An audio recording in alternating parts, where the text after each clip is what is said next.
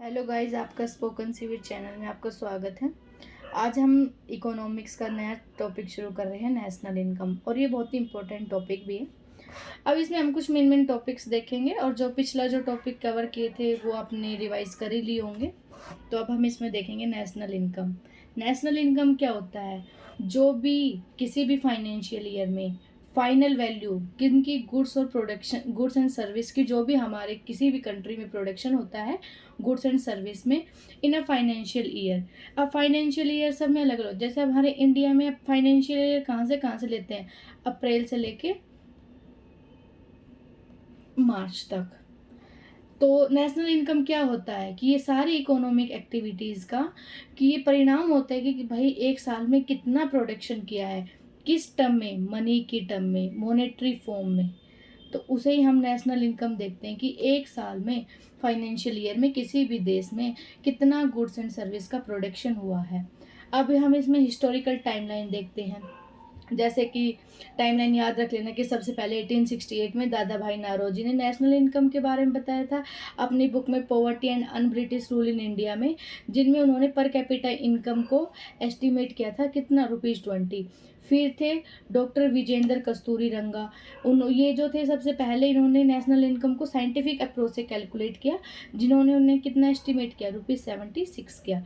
फिर government of India ने appoint किया एक नेशनल इनकम कमेटी, किसके चेयरमैनशिप, उनके चेयरमैन कौन थे? पीसी महालनोबिस।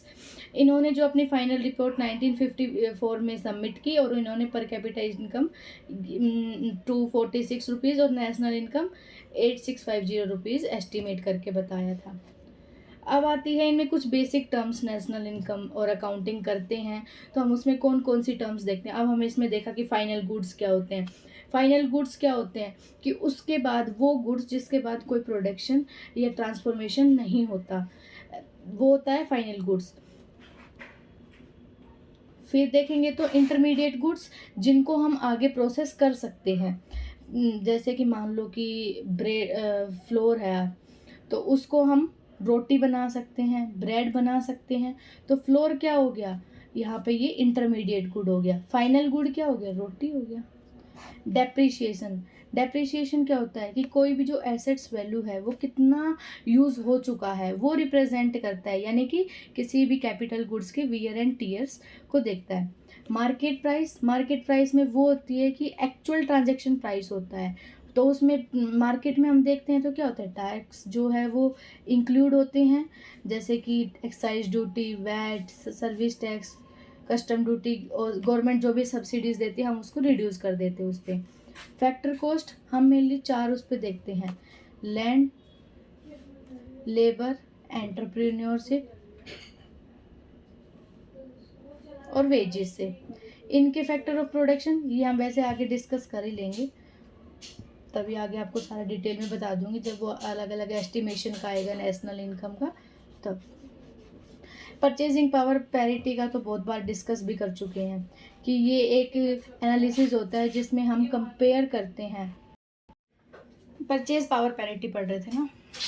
हाँ, इसमें क्या होता है कि हम एनालिसिस करते हैं कि किसी भी दो कंट्रीज़ के बीच की वो कितना, उनकी मतलब कि उनकी कैपेसिटी, क्वांटिटी, कितना गुड्स और सर्विस किसी भी अमाउंट में खरीद सकते हैं।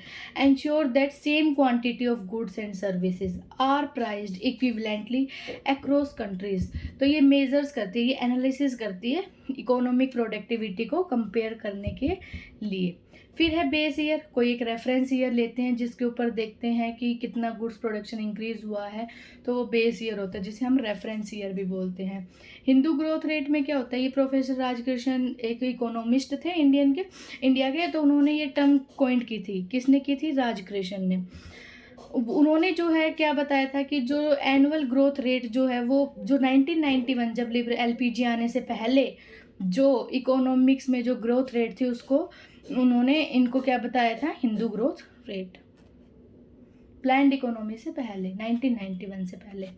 अब कैलकुलेशन ऑफ नेशनल इनकम, कैसे करते हैं, नेशनल इनकम बता ही दिया कि net value of goods and services की। अब नेशनल इनकम मतलब कि turn off goods and service for the financial consumptions के लिए एस्टिमेट करते हैं किसी भी फाइनेंशियल ईयर। हमारे इंडिया का फाइनेंशियल ईयर क्या है, अप्रैल से लेके मार्च तक। नेशनल इनकम कमेटी का ये भी हो गया। नेशनल इनकम में क्या होता है, अब जैसे कि मान लो कोई भी प्रोडक्ट है उसका हम क्या करते हैं, कंजम्पशन करते हैं। कंजम्पशन करने के बाद जो भी फिर कोई भी जैसे मान लो इन्वेस्टमेंट करते हैं, इन्वेस्टमेंट का रोल प्ले होता है कि लोग जो है बिजनेस करते हुए नई नई चीज़ में इन्वेस्ट करते हैं, उससे प्रोडक्शन होता है। कंजप्शन करते हैं, गवर्नमेंट इनको कुछ सब्सिडीज़ वगैरह प्रोवाइड करती है। फिर जो प्रोड्यूस है, प्रोडक्शन है, उसको हम एक्सपोर्ट या इंपोर्ट करते हैं। मान लो कोई रॉ मटेरियल नहीं है तो उसको हम क्या करते हैं, इंपोर्ट करते हैं। और जो भी फिनिश प्रोडक्ट बना दिया वो हम क्या करते हैं, एक्सपोर्ट करते हैं। तो हम ये सारे जो है नेशनल इनकम में ही काउंट होते हैं।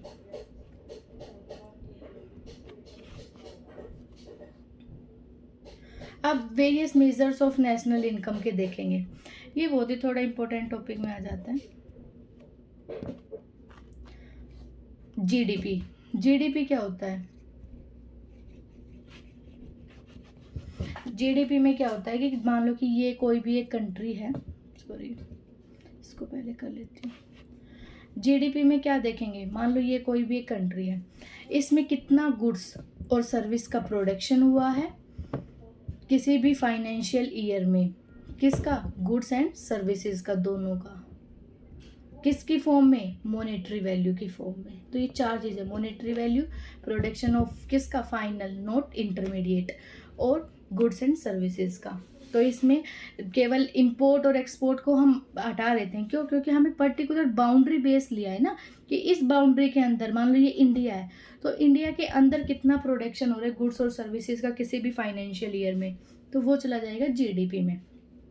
मार्केट प्राइस जीडीपी की, वही मार्केट में जब कोई भी प्रोडक्ट आएगा वो मतलब उसको क्या हो जाएगा कि ट्रांजेक्शन्स वैल्यू, मतलब कि मान लो एक्चुअल ट्रांजेक्शन प्राइस होता है कि जैसे कि उसमें वेरियस टैक्सेस लग जाते हैं, जैसे कि direct tax, indirect tax, VAT लग गया, सर्विस लग गया, ये सब टैक्स लग जा रहे हैं। गवर्नमेंट कोई भी सब्सिडी दे रही है किसी भी प्रोडक्शन को बढ़ाने के लिए तो वो हम उसमें से सब्ट्रैक्ट कर देते हैं। गवर्नमेंट उस पर कोई टैक्स ले रहा है तो वो ऐड कर देंगे, तो वो किस पे चली जाएगी, मार्केट प्राइस पे चली जाएगी। अब फैक्टर कॉस्ट की हम देखेंगे तो फैक्टर कॉस्ट पे मेनली हम चार लेते हैं, land, labour, wage, entrepreneurship, rent. जैसे रेंट आता है लैंड से, लेबर वेजेस देती हैं, और एंटरप्रेन्योर से प्रॉफिट होता है, इन्वेस्टमेंट करते हैं हम। ठीक है, तो ये फैक्टर ऑफ प्रोडक्शन होते हैं जिससे जो भी उनसे टोटल वैल्यू ऑफ गुड्स और कमोडिटीज़ होगी किसी भी पर्टिकुलर कंट्री में, तो वही होते हैं। इसमें वही होता है, इनडायरेक्ट टैक्स को मतलब कि हटा देते हैं और सब्सिडीज जो मिलती है वो हमें ऐड कर देते हैं। मेनली ये GDP at a factor cost वो होती है मतलब जब अभी तक कोई प्रोडक्ट मार्केट में नहीं गया, मार्केट में जाएगा तो उस पर टैक्सेस और सब्सिडीज प्लस माइनस ही हो जाती है। क्योंकि मान लो कोई भी एक प्रोडक्ट है उसको बनाने में कितना खर्चा लगा है और उस पर फिर गवर्नमेंट ने टैक्स ले लिया तो हम टैक्स तो ऐड कर देंगे, गवर्नमेंट कुछ सब्सिडीज भी तो देती हैं तो उसको हम रिड्यूस कर देंगे। अब आ जाएगा calculation of GDP in India. GDP मतलब भारत में हम कैसे कैलकुलेशन करते हैं, मतलब एनएसओ के द्वारा की जाती हैं और ये फिर अब वेरियस मेजर्स बताएंगे। मतलब कि भाई एनएसओ जो है हमारे में एस्टिमेट करता है जीडीपी।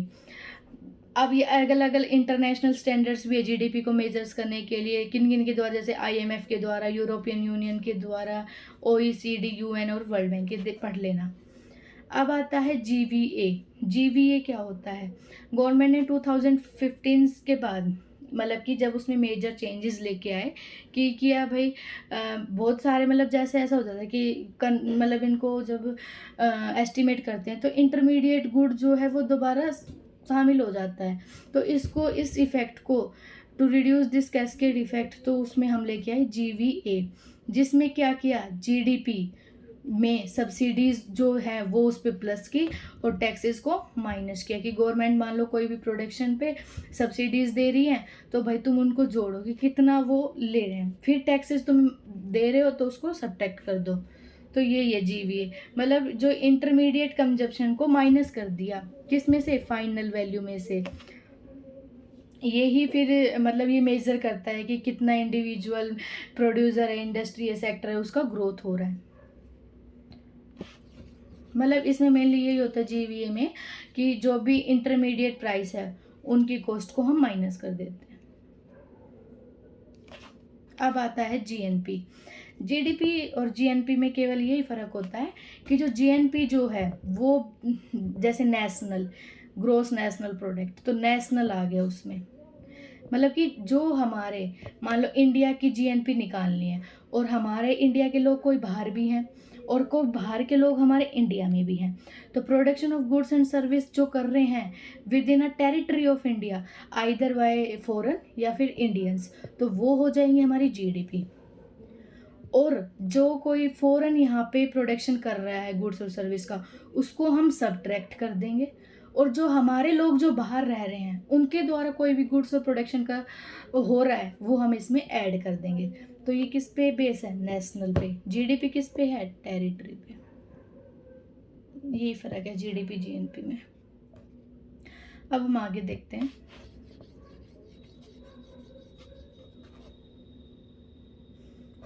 Net domestic production. अब आ जाती है बात नेट की। नेट का मतलब ही देख लो कि मान लो कोई भी कैपिटल गुड है, ठीक है, मान लो कोई मशीन लेके आए हम, उसको हम यूज़ कर रहे हैं, तो उसमें कुछ वियर एंड टीयर्स हो रहा होगा, उसकी जो भी वैल्यू है वो कम हो रही होगी। तो जो वियर और टीयर हो रहा है, वियर और जो टीयर जो हो रहा है किसी भी कैपिटल प्रोडक्ट्स का मान लो, तो उसमें से उस वो क्या हो जाएगा, उसका डेप्रिसिएशन हो गया। अब मान लो कि एनडीपी है, एनडीपी मतलब नेट डोमेस्टिक प्रोडक्शन, तो जीडीपी में से हम डेप्रिसिएशन को माइनस कर देंगे।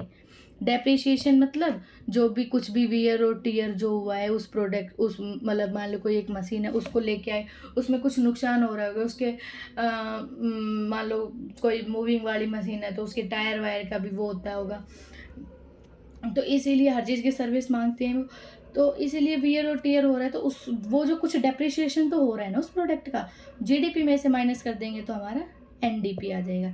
ऐसे ही एनएनपी का बात करेंगे तो जीडीपी यहाँ पे डीपी लिया था क्योंकि यहाँ एनडीपी था, यहाँ एन की जगह जी चेंज हुआ है तो ये भी एनपी ही आ जाएगा, minus depreciation.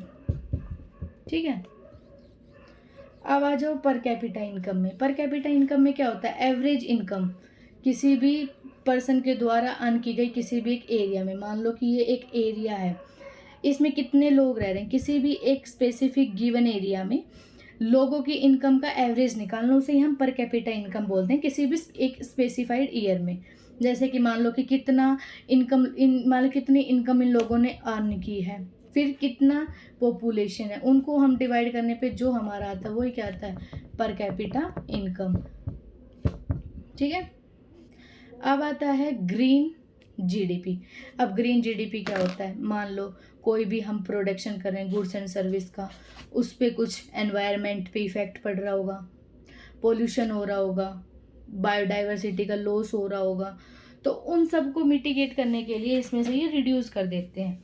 Calculation of green GDP requires the net natural capital consumption, जैसे कि रिसोर्स का depletion, environmental degradation, environmental initiatives भी subtracted from the traditional GDP.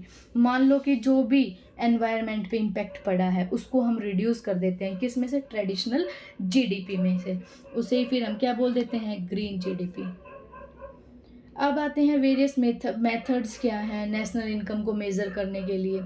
अब मेनली जो साइमन कुजनेट्स हैं उनके द्वारा नेशनल इनकम को 3 मेथड्स में करते हैं। जैसे प्रोडक्ट मेथड, प्रोडक्ट में आ गया तो प्रोडक्ट मतलब कोई भी वैल्यू गुड्स और सर्विसेज होगी, तो कोई भी गुड्स एंड सर्विसेज को इनकी जब हम एग्रीगेट वैल्यू लेते हैं, एग्रीगेट इन द सेंस कि भाई सब लोगों की मिलाकर फाइनल गुड्स एंड वैल्यूज़ की जो भी प्रोडक्शन हुआ है किसी भी ईयर में, तो जीडीपी मतलब जो भी वैल्यू ऑफ आउटपुट, मतलब फाइनल गुड्स की हम माइनस कर देते हैं उसमें से जो इंटरमीडिएट में कंजप्शन जो हो गया है। मान लो कोई जैसे आटा ही मान लो, आटा गेहूं से बना है, गेहूं प्रोडक्शन हुआ था उसका, तो मतलब ये फाइनल स्टेज पे आके इसी की अमाउंट हम कैलकुलेट करें, ना कि इनकी, क्योंकि इंटरमीडिएट है और ये इनका जो भी प्राइस वगैरह सब है ये इसमें इन्वॉल्व हो चुका है फाइनल में, इसीलिए। अब हम देखते हैं,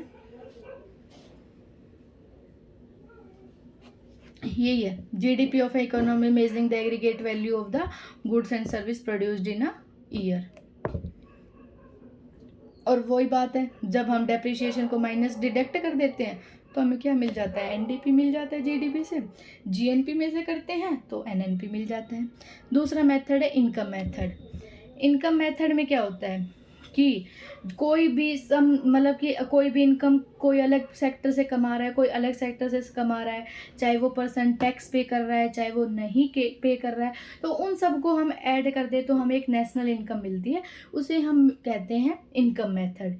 ये किस पे, aggregate level of income, rent, interest, profit, जो वो मैंने 4 बताए थे, वो मैंने एक बार शायद वो लिख दिए थे कि लेबर और वेज, वो लेबर से ही वेज मिलती है, एंटरप्रेन्योर्स, प्रॉफिट, इंटरेस्ट, ये सब है ना, by the respective factor of production से जो भी इनकम मिलती है, लैंड, लेबर, शायद उसमें मैंने यहाँ वेजेस लिख दिया था कैपिटल की जगह, और एंटरप्रेन्योरशिप। लैंड से क्या मिलती है,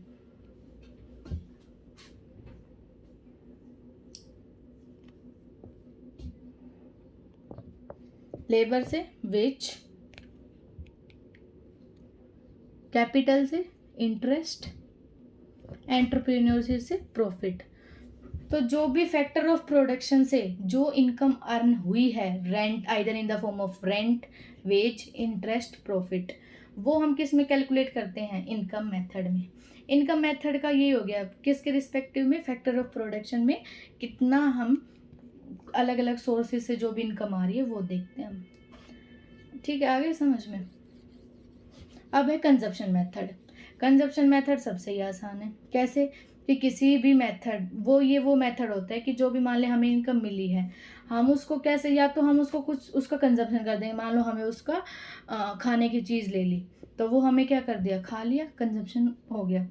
कुछ हम उसमें से बचाएंगे अपनी इनकम में से, सेविंग जो भी करते हैं, तो इसमें हम या तो स्पेंड करते हैं इनकम को या कंजप्शन करते हैं। तो नेशनल इनकम क्या होता है, टोटल कंजप्शन, कि कितना कंजप्शन किया और कितना सेविंग की है, उसी को ही हम कंजप्शन मेथड बोलते हैं। इसे हम दूसरा नाम किस नाम से जानते हैं, एक्सपेंडिचर मेथड, कि कितना खर्चा हुआ इनकम का, either in the form of consumption plus saving.